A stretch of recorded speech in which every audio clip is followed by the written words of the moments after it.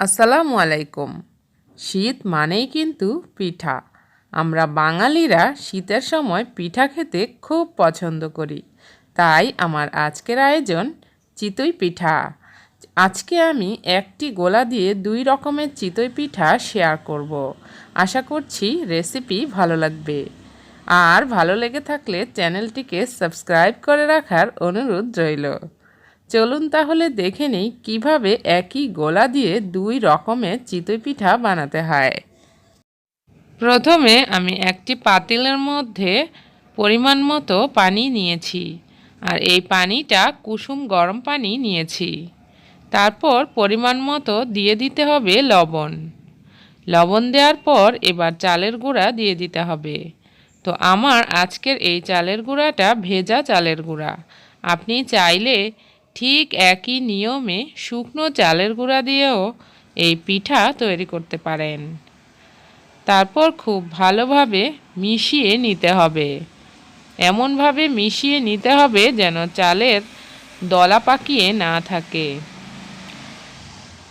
দেখুন ঘনত্বটা ঠিক এই রকম হবে। তো খুব ভালোভাবে মিশিয়ে নেওয়া হয়ে গেছে।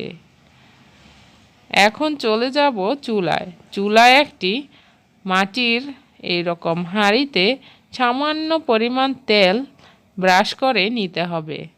এতে করে আপনার পিঠাটা উঠিয়ে নিতে সুবিধা হবে। তারপর এই গোলাটাকে খুব ভালোভাবে নেড়ে এবার মাটির এই কড়াইতে দিয়ে দিতে হবে। তো আমি এরকম চামচ দিয়ে 2 চামচ পরিমাণ দিয়েছি। তারপর ঢাকনা দিয়ে ঢেকে দিতে হবে। আর চুলার আঁচ একদম হাই রেখে তারপর এই পিঠা বানাতে হয়। তো দেখুন চুলার আঁচ হাই রেখে 2 মিনিট পর পিঠাটা কত সুন্দরভাবে ফুলে গিয়েছে, আর মাটির এই কড়াই থেকে উঠেও যাচ্ছে। তো এইভাবে এক এক করে সবগুলো পিঠা তৈরি করে নিতে হবে। তো দেখুন আমি পিঠা তৈরি করে নিয়েছি। তো যেই গোলাটা ছিল সেটা থেকে অর্ধেক পরিমাণে আমি চিতই পিঠা বানিয়ে নিয়েছি, আর বাকি অর্ধেকটার মধ্যে একটা ডিম ফেটে তারপর মিশিয়ে নিয়েছি।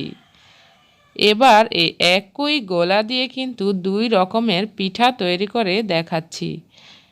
ডিম দেওয়ার পর এখান থেকে গোলা নিয়ে এরকম চামচের সাহায্যে ঠিক এইভাবে ঘুরিয়ে ঘুরিয়ে পাতলা করে এই পিঠাটা তৈরি করতে হবে।